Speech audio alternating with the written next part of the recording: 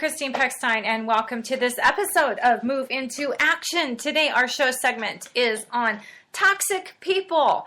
This is one of my most popular topics, and every time I teach on it, I will have a maxed out workshop or classroom, webinar, whatever it is. This just seems to be something that resonates with all of us, I think, for two reasons, and that's why I've decided to include it again on the relationship portion of the coaching and training that I am doing at SOMA this month. Now, if you're not familiar with SOMA, SOMA is the online life management school that I operate, and it is the School of Life Management Academy. That is what SOMA stands for.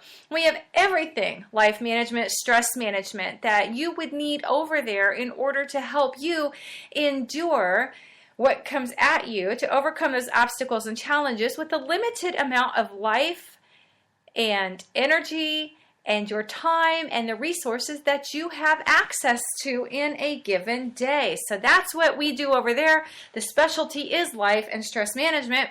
Relationships are a huge portion of the stress management that we take on and deal with in some of the training that we do. And that's why I always include a segment on toxic people in that training, because it's important. We deal with toxic people all the time in two ways. One, we encounter toxic people, whether it's in the workplace, whether it's in our homes, whether it's within family units, because not all family is healthy family. There are toxic people within our homes and family lives that we must deal with. Also in the workplaces, in our communities, in churches and schools, and all kinds of things. Sometimes, and this is the second part of that though, we find that we somehow discover maybe that we're a toxic person ourselves, because we may not operate out of what's in the best interest for someone else, where we put our own needs first, where we stomp on another person, whether we mean to or not. Maybe it's a behavior that we are aware of and we know that we should change, or sometimes it's something we're going to choose to overlook because we're that toxic. We're just going to overlook it and not care anyways, and we're going to continue on in that manner. So whether we deal with a toxic person or we discover that we are a toxic person, there are things that we can do to change being around those who are toxic by building effective and healthy boundaries to limit our contact with those toxic people so that they're not robbing us of our precious time, energy, and our resources. We can also put what we learn into action though, because if we find that we are a toxic person, we can personally sit back, look at our behaviors, and we can change those. We do not have to remain toxic to certain people or in certain places where we find we exhibit some of these behaviors or these qualities of toxic people. Because I know you're thinking right now, well, how do I know if I'm a toxic person? Hold on a minute. Or how do I identify toxic people in my life? It's important for us to identify those people so that we can set those boundaries around them. But if we discover in some manner that we're a toxic person ourselves, we need to have a way to hone in on the qualities that would be considered toxic, take a look inward, because we don't just want to spend our lives looking at other people's behaviors. It is important for our life and stress management that we take into account and that we be accountable and responsible for our own behaviors. And I will tell you, we all have to change. We all need to change. We all have room for growth. None of us are perfect. And that's not what this is about. So we're going to look at the qualities that would help us identify toxic people in our lives and toxic behaviors that we might have where we say, hey, hold up. I think I might have a few of these toxic qualities. I don't want to be a toxic person. Maybe I know who I've been a toxic person to, and I don't want to be that. So I need to stop and I need to change. And today, this episode can help you take the first steps to do that. But first, we have to learn to identify the qualities of toxic people. All right, so hold on, because here you go. Here we go. Let's look at some of these. The qualities of toxic people. One is toxic people are disrespectful. They don't care. A lot of times toxic people will say, well, I don't care. It's just the way I am. I don't care that you want that. This is the way I operate. This is how I do it. That can be a toxic quality of a person. Toxic people who are disrespectful tend to lack authority. They don't like authority over them. They want to be the rule breakers. They push buttons. Okay, I know you're thinking of somebody right now. It's like, man, that person knows how to push my buttons. And they do it intentionally. That is a sign, that is a quality that a disrespectful, toxic person would have. They're going to push buttons intentionally to get a rise out of you because they get off on it. They enjoy it. It's something that feeds them power. I will tell you, if somebody needs power at the expense of another person, they are toxic. They will walk on you and they will have no regard to prior conversations. You say, well, I told you that bothered me. Oh, I don't remember that. And you've heard that maybe 10 times. Oh, I don't remember that. You've never said that to me, because they live in a state of denial about their toxicity. They don't want to be told that they're toxic, that they may have this quality. They want to think that they're the best thing in your life since sliced cheese, sliced bread, whatever it is, and they're not. They do not want to hear that they could be a toxic person who is bad for you. That's why a lot of times when you set boundaries with these toxic people, they will resist those boundaries because they're going to deny that you need them. They will deny that they're toxic. Those are all toxic behaviors, toxic qualities. So they have no regard to any prior conversations. They're going to say, I didn't know about the rules, or they're going to deny the rules, or they're going to break the rules, or they're not going to want to follow the laws. They just feel that the law does not apply to them. They are above the law. It applies to every other person, but it is not going to apply to them. Okay, another quality of a toxic person is self-centeredness. A self-centered person, a toxic person, their ego must be stroked, and I mean all the time. They've got to be the limelight. They don't want the light shining on anybody else unless they're being blamed for something. Then it shifts. We'll get into that in a minute.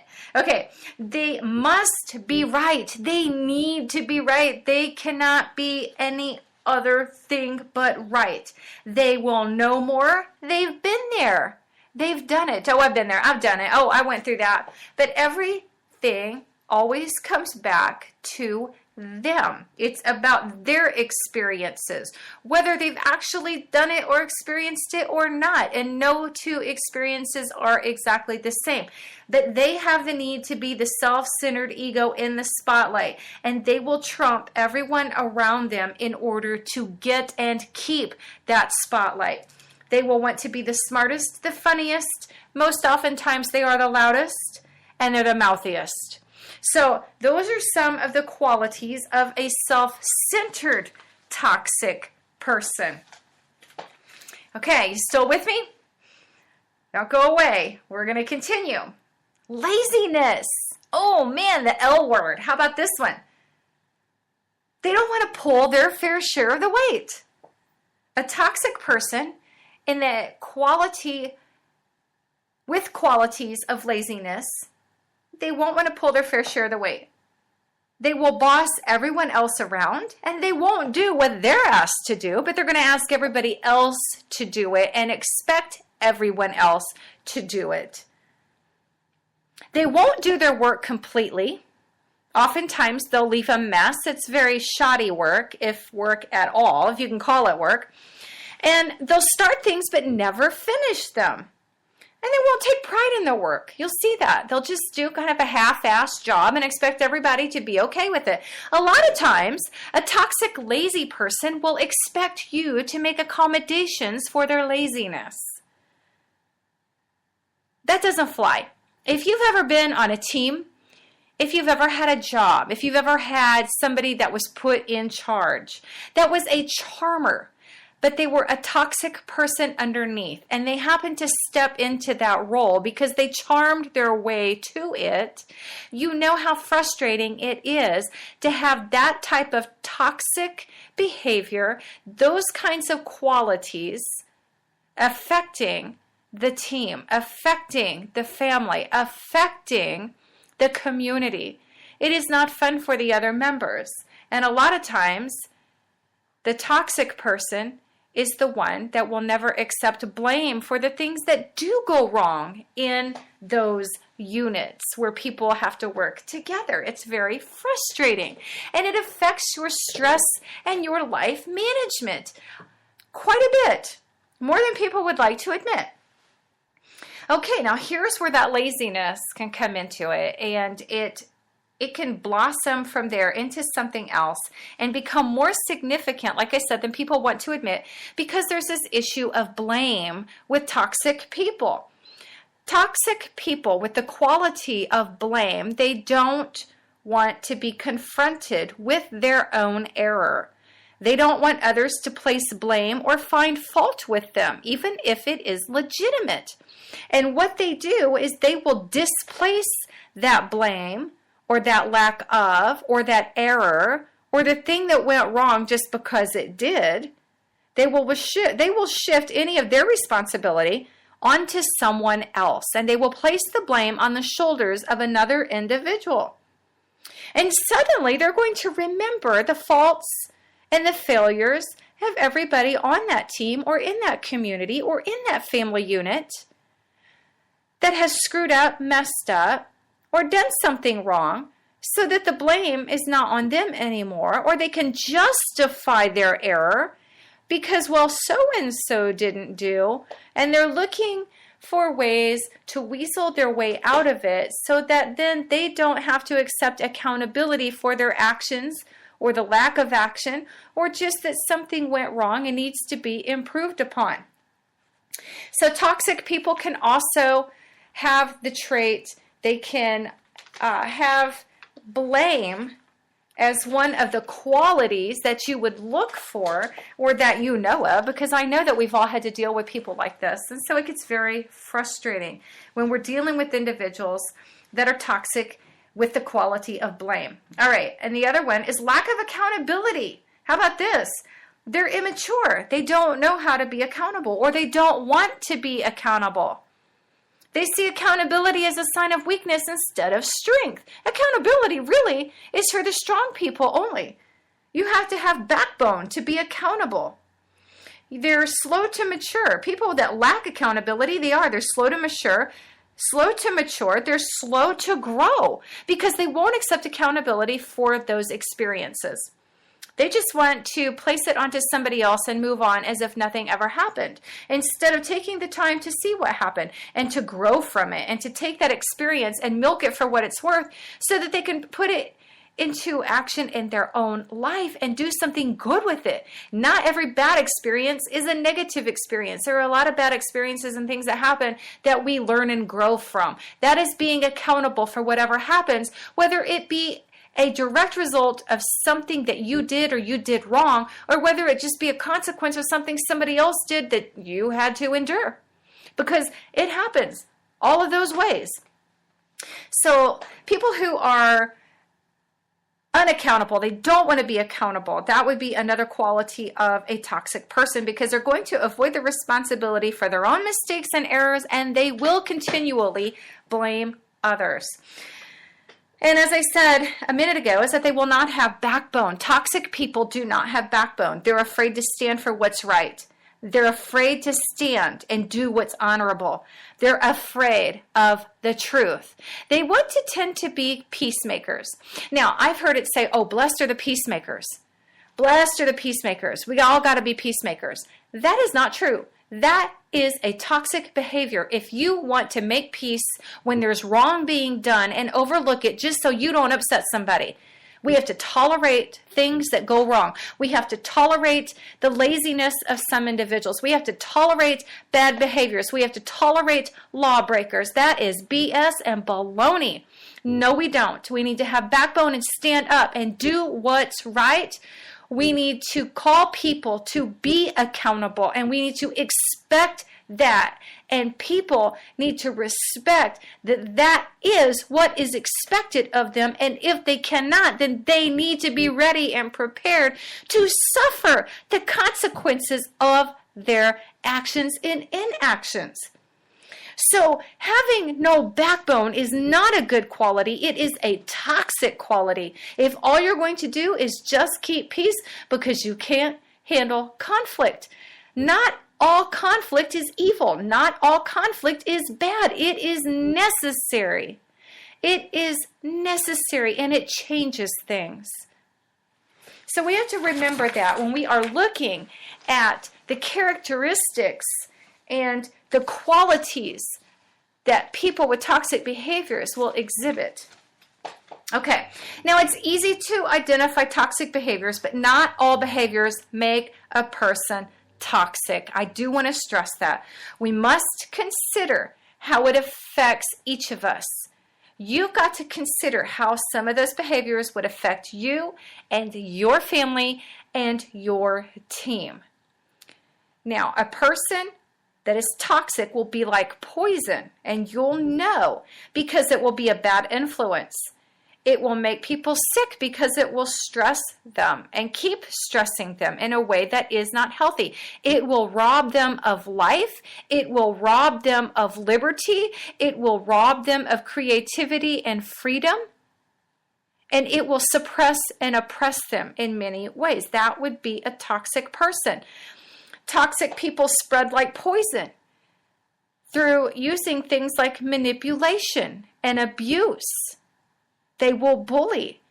And those are some of the behaviors and the characteristics that may help us identify those people who are truly toxic. So we have to remember those things. If you need to go back and listen to this again, take some notes, write those down, because that's what you're going to look for. Okay. So why would you consider somebody toxic? Because their negative impact overall is going to be negative. It will be repeated. It will be who they are. It is their character. It is not likely to change. Those are toxic people. Now, when you have somebody that's toxic, here's the solution to that. You need to set a boundary. This is what we're going to go over in depth at SOMA, at the School of Life Management Academy. We go into this and I coach you through these things specifically so that you come out with your action plan in hand and you are armed and you are prepared and you're ready to put it into action. You will move into action and do those things with it. All right, so you're going to have to set boundaries. Now, the first thing you're going to do is you're going to identify toxic people in your life. You also need to find out if you are toxic.